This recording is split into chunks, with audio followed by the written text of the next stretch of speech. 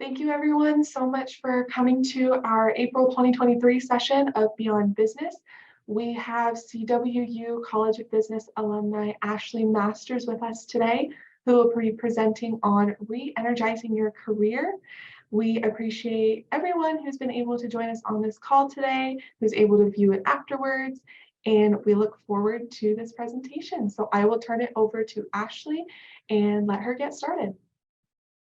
Thanks everyone for joining. Super excited to be back with Central Washington University and hanging out with you guys. So Crystal said that we'll answer questions at the end, but I'm all for asking questions in the middle of the presentation if I can somehow figure out how to see questions. If not, I think I can see when you raise your hand. So I can definitely call on you. I love to have, I figured out how to open the chat. Progress. I love having dialogue during meetings. So please feel free to, I'll kind of pause at the end of each slide. All right, so today we'll go through a brief introduction. We'll talk through making impact at work, avoiding burnout, growing in your career, and then if there's any leftover questions at the end, we can take time for questions there too. So just a quick introduction on myself. I am a current business program manager at Microsoft. I've been there for almost 3 years now. I work in the Worldwide Learning Organization, and I support 2 of our enterprise. We have a skilling initiative that works with enterprise customers as well as higher education customers. So that's you guys. And we help skill the world in technical skilling. So that consider Azure, Power BI, those types of programs. And I support those teams, help operationalize how we get a product or a project from thought all the way to launch. I threw this in here just because we're talking about like career, growing in your career. I had 1.5 years until my first promotion at Microsoft. That's pretty typical at Microsoft. It's actually a little quicker than average for Microsoft. But this could be different at every company. So don't take that and run with it. It can most definitely be different no matter where you are. Education, I'm a 2020 CWU grad. I double majored in business administration, specializing in finance, as well as economics, specializing in managerial economics. And I only got the business analytics minor because the major was not a option at the time, but glad that Crystal was able to get that one. More recently, I am a 2023 WSU graduate, Master's of Business Administration, specializing in finance. Haven't graduated yet, but I've turned in all of my assignments. So I'm putting there that I'm a 2023 grad there. All right, let's talk about making impact at work. This is a huge conversation that we have at Microsoft. So a lot of what I'm going to share here is there are some things that are specific to Microsoft, but I think they're relevant to everyone, and that's why I'm including them here. So the first one I want to talk about is like identifying the type of impact that you want to make. Doing something impactful is going to help you maintain that energization or that energy in your career. If you're not making impact, you're not going to feel energized. And that also goes with if you're not making impact that matters to who you are personally, you are not going to feel energized throughout your career. So take a moment to kind of think like, what type of impact do you want to make? Do you want to make worldly impact? Do you want to make impact in nonprofit organizations? Do you want to make ministry impact? Are you interested in working with a specific area in the world, like adoption or I'd already said ministry, things like that. So consider what fuels you right now and help that guide you in your career choice. And I don't know how many of you already are in your career or you're considering what you want to do when you graduate from Central. But I think this is a big thing that helped me, and a big thing that helps me stay energized through the very, very long days that I have sometimes, is that I actually genuinely care about what I'm doing and the impact excites me. So let's see. All right, I've got determined what type of impact you want to make. I'm struggling with all my different screens I got here. The other thing to consider is how are you going to talk about work in your annual review? I quite literally have a sticky note on my desk that asks me, how am I going to write about this in my annual review? Because I don't want to start taking on work that's not going to benefit my annual performance review. There are some things that, maybe I need to do that aren't really going to make big impact, but I can do them really quick. But for the most part, I try to consider, is this making impact? Is it energizing me? And how do I write about this? Because if you're not writing about it, no one's going to care about it. And you're going to feel like you just wasted your time working on this project that isn't even going to give you credit. That's a very big thing at Microsoft, is making sure that everything you do has significant amount of impact. But I think that, I've never worked in a different corporate job than Microsoft. I've done internships and whatnot, but a lot of the time, that's what they care about. They want to know, why are you here? What value are you as an individual providing? And if you can align that value that you're providing with your core values and that type of impact that you desire to make, that's going to be what keeps you coming back to work every day. Crystal knows this about me. I'm a strong believer that you should love going to your job most days. It's not something that you can do every single day, but and I get that. There are hard times, there are hard moments in your career, but being able to most days go to your job and enjoy it is going to be what keeps you energized. The other thing, take relevant trainings. Well, I have another slide on each of these actually, going a little bit deeper, but taking relevant trainings. If you don't know where to start in relevant trainings for your role to help make that impact and to understand where you should be driving your career forward, talk to your manager, say, hey, I want to do XYZ in the next year. What types of training should I take?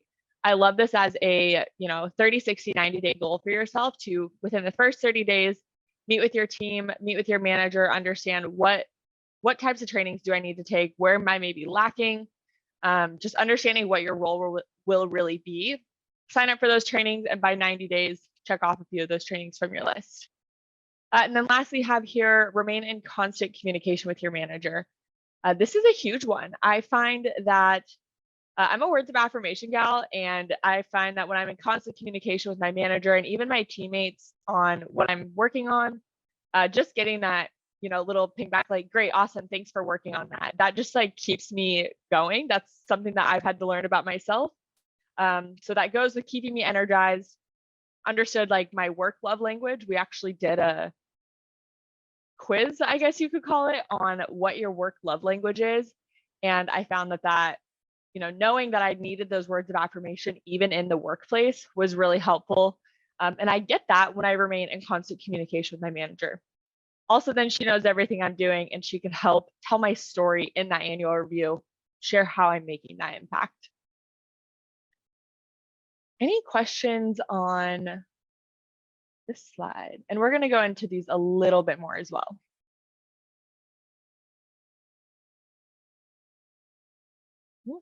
All right. Figured out how to open the participants side. Progress. Every time I log on to Zoom, I learn one more thing. All right. How to identify impact and talk about your impact. So we talked a little bit about this in the last slide. This circle of impact here is something that we do at Microsoft, and I changed the words a little bit to be a little bit more generic here, but they mean the exact same thing. So these are, you can align to your specific type of impact that aligns with your core values, but you can also have a type of impact within the corporate world. So how are you leveraging your resources? How are you using the people the assets that exist to come together and build something super successful, right? We don't want to sit there and recreate the wheel, right? If you, I'm going to use a term that's not going to be super friendly to this audience, but when I first started at Microsoft, I was asked to go create a plan for localization. Now, I had no idea what localization was when I did that, or when I first started. So I had to research what localization was. And then I used this database at work that we had that I just typed in the word localization, and it popped up every team within Microsoft's localization plan that they've created. And I leveraged that resource, all of those resources, to go create my own plan. 2 weeks later, I brought it to my manager, and she was like, what the heck? How did you do this? Where did you get all of this from? And I told her, and she was like, that's amazing. You probably saved yourself a significant amount of time while you leverage the work of others.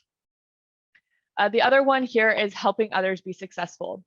So I've stayed in constant communication with a coworker that left my team about a year and a half ago. Him and I have talked almost every day since he's left our team. And I had mentioned to him that I was opening a new purchase order to bring on some vendors to work on my project. And he was like, hey, I actually own that tool that you're going to use to submit that purchase order. Would you mind doing a user experience testing on it for me? Absolutely. So I actually got to hop on a call with him and provide live feedback to help them improve the tool, helping others be successful. Those are two examples of areas of impact that I've been able to have over the past couple of years that directly tie into these core types of impact that you can make. Lastly, we have here individual accomplishments. This is pretty straightforward here. Is what is the impact that you are making as an individual outside of leveraging the work of others and helping others be successful? I think all three of these are equally important, and you need to be able to come with what are you bringing to the table as you, an individual. The next thing I have here is talking about impact. So this is something that I had a really, really hard time with when I started at Microsoft. I still have a hard time with it. So I hope that this little graphic that I put together here is helpful just for you to consider talking about your own impact. This goes with writing on your resume as well. So when you write a resume, teachers or professors often tell you, you need to put in numbers, put in statistics, put what you're actually, I don't think that they use the word impact. If either Professor Pam or Crystal, if you want to put in the chat the word that I'm looking for here, because you might be more familiar. When you write your bullet points on your resume, they need to be descriptive. You can't just say, answered phones in the advising office, right?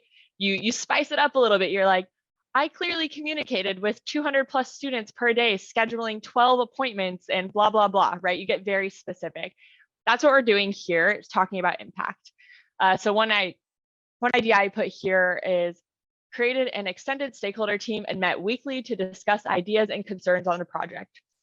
Cool, that's the activity that you did. What impact did that make? So instead, you want to say the what, the how, and the impact. So for the what, I achieved stakeholder advocacy. The how, through weekly meetings, and the impact, it increased satisfaction with project resources at launch. So bringing that all together in the what, the how, and the impact. And this is something when you talk about impact at work or when you're writing your resume, your cover letters, anything like that, if you can actually say what you did and how you did it, that's going to bring that professional person you're chatting with to really understand what you actually did, not just created a meeting. Like, cool. Gets a little bit deeper than that. Any questions on talking about impact?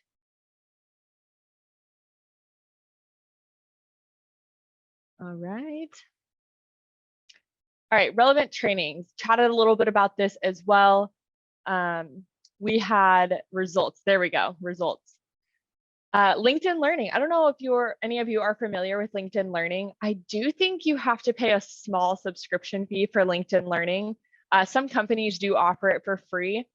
If you do have to pay a fee for it, I would say it's really worth it. I've taken at least 15, maybe 20 trainings on LinkedIn Training or LinkedIn Learning. Same thing with like Microsoft Learn. And I know I'm promoting Microsoft products here, but truly I used those before I worked at Microsoft because they're helpful and they easily walk you through. The LinkedIn Learning isn't just stuff that Microsoft is putting together. They have, professionals come in and talk about how to project manage, how to, use Azure, how to use Tableau, how to have hard conversations at work, how to talk about your impact, how to have your first one-on-one with your manager, how to handle conflict or resolutions at work. So LinkedIn Learning, very, very helpful. Would definitely recommend. Like I said earlier, ask your manager. Your manager is going to know your skills versus what the job skills that are required. And they can say, hey, I see this gap between what you've said your current skills are or what I've identified your current skills are. And here are some resources for you.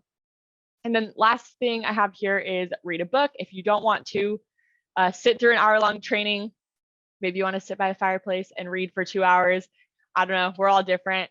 3 books that I had top of mind. They're not necessarily training, but they're getting you in kind of the right mindset to be in the corporate life. First one is Ruthless Elimination of Hurry by John Mark Comer, How to Be an Inclusive Leader by Jennifer Brown, and then Drop the Ball by Tiffany Dufu, D-U-F-U. I might be saying her last name wrong.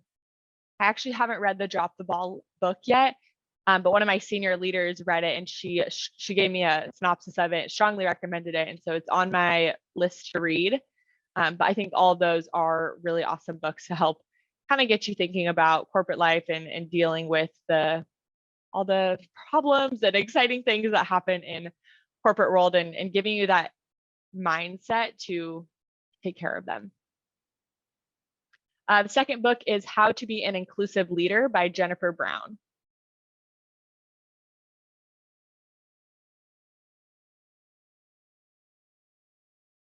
Right. All right.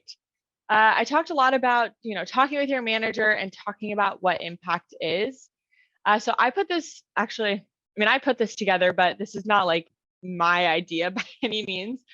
Providing your manager with a weekly progress every single week, not whether it's your one-on-one meeting or if you're sending them an email, is a great way to help them understand the impact that you're making. And even if you're on the right track to what their expectations are for you. Your manager cannot help you. They cannot guide you. They cannot do anything for you if they don't know what you're doing. So this template, I think, is super easy to fill out. I'll put all my work streams in the columns. I'll give 2 to 3 bullet points on my progress. Remember, they don't want to see a ton. They want to see the most impactful things you are doing. Don't put in here, I met with Crystal. No, that's not helpful. Like, I met with Crystal and developed a plan to launch XYZ project. We identified these 3 risks, and here's my mitigation plan for those risks. Right? Go deeper. Ask any questions or help needed, and then notes. And like I said, if you want to email this to your manager, if you aren't able to have your one-on-one or you don't have time in your one-on-one, making sure that they see what you are doing, even if they don't respond. I actually know that my manager does this with her manager, and she's like, he doesn't always respond to me, but I can tell he's reading them based on how we have conversations in other meetings.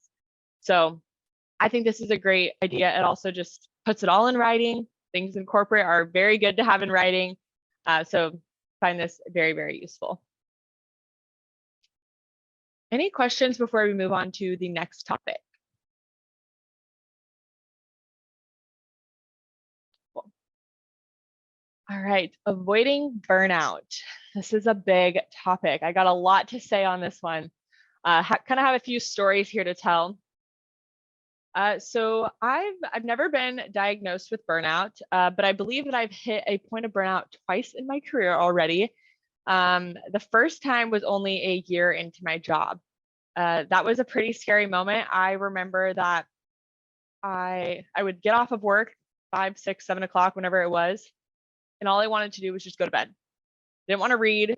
I loved reading. So the fact that I didn't want to read was weird. Didn't want to see anyone. I didn't want to watch TV. Didn't want to watch YouTube. I simply wanted to go to bed, wake up, work, go to bed, wake up, work. I just had nothing left in me to give. So to combat this burnout, I actually went and hired a personal trainer at the gym, and I began lifting really heavy weights. Now I've been lifting for about 2 years, and I found that this actually helps me consistently not reach that point of burnout. It's like getting those endorphins, letting everything out. So I found something that I personally love to do that makes me feel good, gives me that sense of purpose, and also gives me a community as I've become like friends with everyone in my gym, because you go at the same time every day and you just start to know who everyone is. So this was a very critical, like, defining moment in my career that I found something that I love doing every day and that energizes me. It gets me excited. I actually notice the days that I don't go to the gym in the morning, my workday sucks. Straight up, I'm grumpy, I'm irritable, I'm impatient. And even though I wake up at 4 a.m. to go to the gym, I still have more energy throughout the day when I've gone to the gym. You don't have to lift crazy. You don't have to, just find something, whether that's waking up early and going for a walk or reading a book when you wake up or whatever that might be, finding that daily thing that I am excited to do that refills me. It fuels my soul and gets me excited to go about my workday. The second time around was actually this time last year. A lot of things had happened at once. I had broken my foot. I was trying to find community in a new city that I had just moved to. I was working towards my master's degree, working full time. We had actually just started going back into the office 3 days a week. So had to kind of shift my schedule to go back into the office. And then just other personal things in life, boys, all that fun stuff. And so I was incredibly irritable. I was impatient. I was emotionally and physically exhausted. I remember I had a meeting with a one-on-one with my manager, and we were in the office, and she came in and she's like, "Hey, Ashley, how's it going?" And I just started sobbing, like hysterically sobbing. And she looked at me and she was like, "You need to go home. Like, you need to leave right now." And I was like, but I have a meeting. And she's like, "Do you have to be in the meeting?" And I was like, "Well, it's a one-on-one. I wanted to see how Sarah was doing." And she's like, you don't need to be in that meeting. You are not doing well right now." And she actually forced me to take a few days off. So shout out to my manager. She's amazing, because not every manager would just let you leave in the middle of a work week, 2 random days in the middle of a work week, to go sit at home and do absolutely nothing. But I needed that. I was significantly on the brink of a very, very bad burnout, and I could not think straight. So during that time, I just slept. I slept a lot in those 2 days. I got to hang out with my favorite 3-year-old. And I even started writing just to reflect on how I was feeling. And I was able to return back to work at the end of the week, very appreciative of my team supporting me, taking those random days off. And what I did that time was I established better boundaries. When I started going back into the office, I was staying in the office until 7, 8 o'clock at night. I was getting into the office at 6, 7 a.m. So I was spending over 12 hours a day in the office. And for those of you who've ever worked from home or done school at home, there is a completely different requirement of your body and your mental state of mind when you work from home or do school from home versus when you have to go be on in a classroom or in an office. And so I found that actually was really, really difficult for me. And so I started working from home a little bit more and taking that time, establishing those boundaries for myself so I wouldn't reach that burnout again. So I was going on burnout about once a year. I do not feel that I am at the point of burnout right now. It might be because I just finished my master's degree and I'm freeing up some time. But at the same time, I'm also taking on more things in my personal life that help me, keep those boundaries and refuel myself. I have things planned almost every single night of the week, but there are things that I love doing.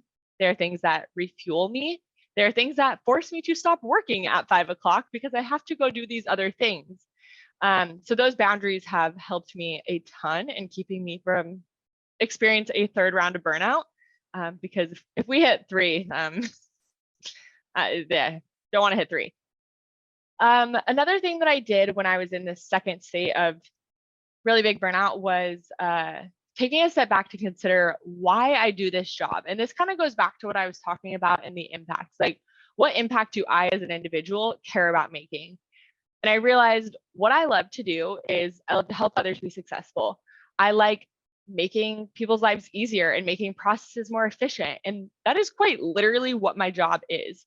I help make people's lives easier in our internal organization. So going a step further, I considered how does what I'm specifically doing at work make impact? Yes, I'm making those processes more efficient, but what does that actually mean in terms of making impact, right? That's the activity, making the process more efficient. What's the impact?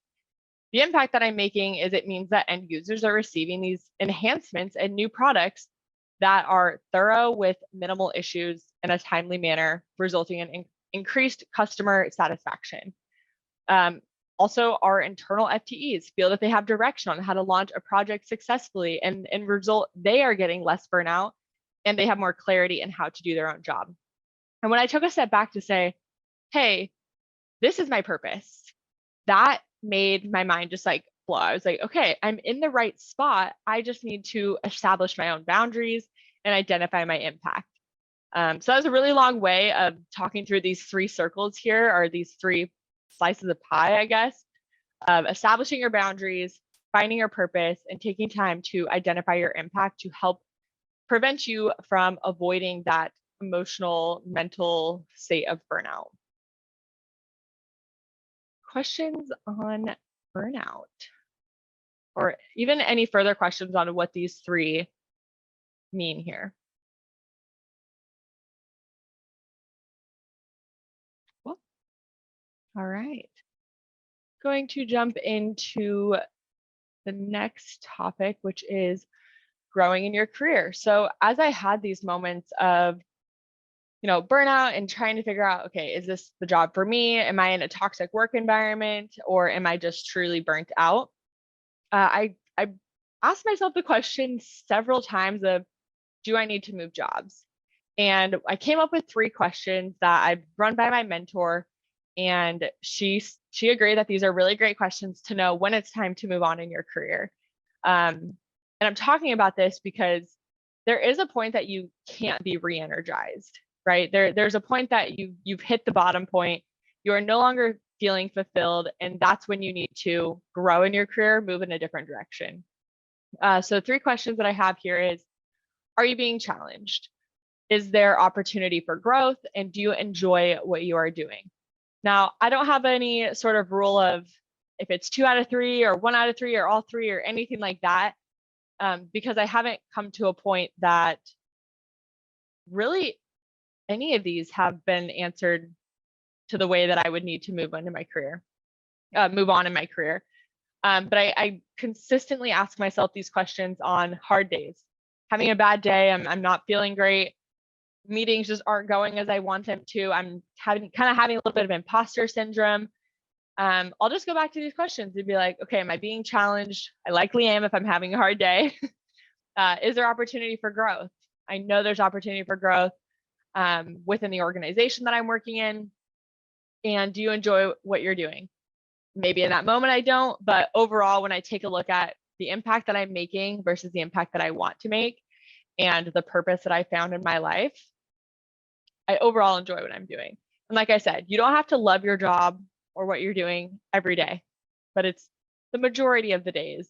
And if you have a majority of those days that you don't love what you're doing in a row or in a time period, that's when you start thinking, okay, is it time to move on?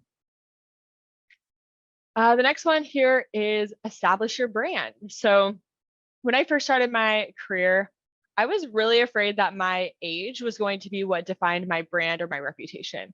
I started at Microsoft when I was still a teenager, and I did not want people to know that at Microsoft. I wanted all my friends to know, but I didn't want my colleagues to know because I thought that they were going to look at me different or treat me differently. So I was determined to ensure that that didn't happen, and I had to proactively build my personal brand. I could not let them build my brand for me. I had to take initiative and proactively build my own brand. So early on in my career, I knew that I wanted to be known as someone that could be relied upon, someone that can get things done. If I say something will be done by end of day, I will make sure it is done by end of day. By the way, end of day does not necessarily mean 5 o'clock. End of day could mean midnight. So clarify that. End of business, end of day. 2 very different things that could bite you at some point.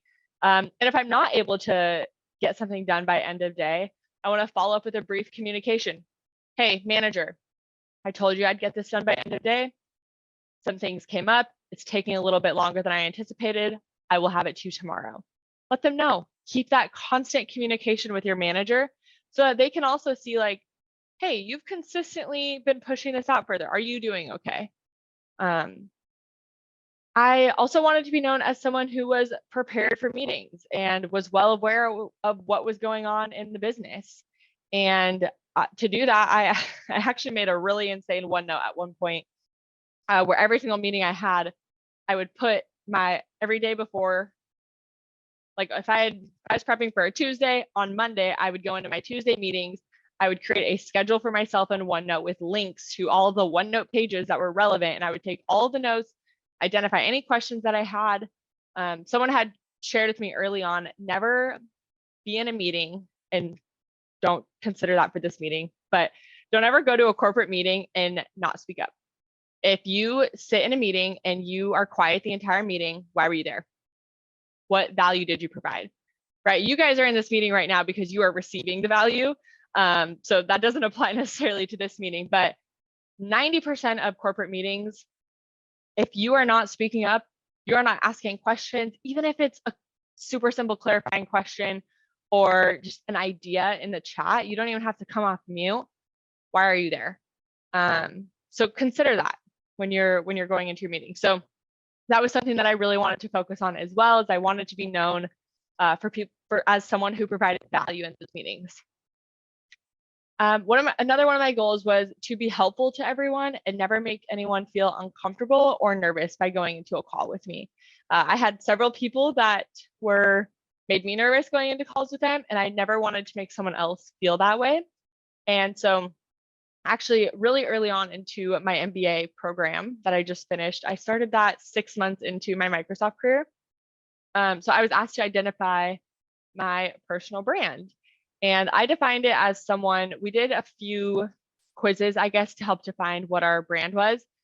And I ended up defining my own brand as someone with drive, determination, grace, discipline, and integrity. And that's who I wanted to be known for. Other people, as I'm reading my annual reviews, might also say that I'm energetic, which I'm not mad to be known as someone who's energetic and with a positive attitude. And I fully love that those are added to my brand. And people aren't like, oh, like you're smart for your age, or, you do a good job for your age. I don't want my age or anything to be associated with who I am at work and my personal brand. I actually have my personal brand sitting in front of me at my desk. And when I'm having those hard moments, I remind myself of this brand and who I want to show up as, who I want to be. Because when you're in those hard moments, you can sort of forget who you are and who you want to be, and you want to react quickly. And you might say something that doesn't represent who you are personally, because when you get angry or upset about something, your mind tends to react a little too quickly sometimes. So yeah, those are the things that I have for growing in your career. And I think that's it. Yeah. Questions. Also, communication is key, Crystal. Thank you. Scott, do you have suggestions for making an impact at an internship or volunteer position? This is a really great question. Making impact at your internship, I think, those are really brief moments in time. They're usually 6 to 14 weeks or so. I think sitting down and really understanding the goals of your internship and what you're trying to accomplish there. I remember with my internship, I did it I had it at a corporate company, but I was doing it for credit at Central, and they had me walk through, defining what all of my deliverables were and aligning on those deliverables with my manager. And so I don't know if you're doing this through the Central program where you get credit for it, but even if you're not, I think it's really valuable to sit down and understand what are your deliverables, because that's how you're going to track that you're making impact. And being able to go above and beyond those deliverables and identifying when you do that. But a lot of these the same things that I shared here are going to be applicable for an internship. The template with your manager, meeting with them, being in constant communication with them, understanding, instead of maybe 30, 60, 90-day goals, it's 15, 30, 45-day goals, just because it's a shorter time period. But staying in that constant communication and understanding, like, hey, what do you expect? And what are the deliverables that we can align on? All right. Any other questions? I have one. Yeah. In terms of building your brand, what challenges have you found while doing that remotely and not seeing all of your coworkers every day? It's a lot easier to be the person you want to be when you're behind a screen. I think we've all learned this from just like when we were in middle school and we just learned what social media was. It's kind of the same way that, you can't always know how people are going to read your messages. You can't always know how people are going to interpret your email. So I actually spend a ton of time drafting super thoughtful emails or even just IM messages to help uphold that brand. I'm like, okay, is this who I want to be? Would I say it like this in person? Is there a way to soften this message so that it lands better with this individual? I think, landing your brand as, at home, while I'm sitting at home, I can also take more time to consider who do I truly want to be? Whereas, and I can pause to answer questions. I can pause before I react a lot better than when I'm in the office and I'm having that water cooler talk and someone's like, hey, did you hear about this? And I can be like, wait, is that part of who I want to be to engage into that water cooler talk? And for those who don't know what water cooler talk is, like when you go stand by the water cooler, fill up your water bottle and you gossip about like the previous meeting that you were in, or gossip about something in the workplace. It's like, is this who I want to be? And I can choose to engage in those differently when I'm at home, and I can choose to join the call, or I can divert the conversation a little bit differently. I have more time to react when I'm at home and uphold that brand. It's definitely harder when I'm in person to not be influenced by the people that I'm currently in the office with. Was there something that surprised you when you went to work for Microsoft with the corporate culture or the way they do things around there? Yeah, I think the thing that surprised me most that I didn't really see until about 2 years, maybe about like 18 months to 2 years into role, is there's a lot of politics in the corporate world. I never really knew that I was going to have to cater emails or do meetings in a specific way to avoid, you know, any conflict between either two teams or two people. Having to be delicate and massage things in a certain way to avoid any like political standpoints within the workplace. And I don't mean political by like liberal and conservative. It's sort of hard to explain political in the workforce until you see it, but I promise you, as soon as you see it, you will know it. I don't know that I have any advice though on how to like either avoid or go about politics in the workplace, other than just be ready to be super thoughtful and, you know, thinking about things from other people's perspectives and point of views. Like, how is this message going to land to this person that I'm sending it to? I just launched a new model in my organization. I actually sent the email 5 minutes before this call, and it's launching a model that's going to be used by a 500 plus person organization. And that's not everyone's going to love that. And there are certain teams that are going to struggle with it in a different way than other teams are. And so trying to find that balance of being able to be flexible and supporting both teams in a way that's going to help them all be successful, because that's the ultimate goal, is that we're all successful. We're all making impact at Microsoft. So I guess just being conscious of and aware that politics are going to come up and they can't be avoided. But what you can do is, just think about things from their perspective, understand where their side is coming from. I guess like advice to all politics, but kind of same thing here, is just really taking a step back and understanding where people are coming from, why people are asking these questions, why they're pushing back. One of the things that surprised me was that not everybody thinks the same way as I do. Not everybody has the same values that I do. And for whatever reason, I just wasn't expecting that when I went into the workforce. So it's a really great learning experience. It is a really great learning experience. I was just writing about that in my final MBA, one of my final MBA assignments, and we were talking about bias, and it was like, which bias have you experienced? And I called out similarity bias, where I tend to either get frustrated or irritated when someone is not exactly like me. Then when I take a step back and I said, if the world was full of 1,000 Ashleys, even 5 Ashleys, that would be very problematic. So it's really good to have people who think differently. And the important piece is there that you can think differently respectfully.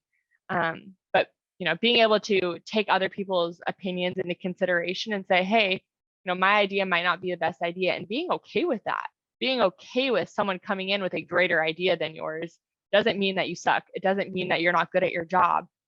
You're all hired for a reason, and you're hired for your brain. Like, one person cannot just monopolize the team and monopolize the the project, right? We need all of our brains to come together. And a lot of the times you end up doing a hybrid version of the ideas that were proposed because there are little components of each of them that are good. So yeah, really great call out. I love that. Yeah, not everyone will be the same as you or even think like you.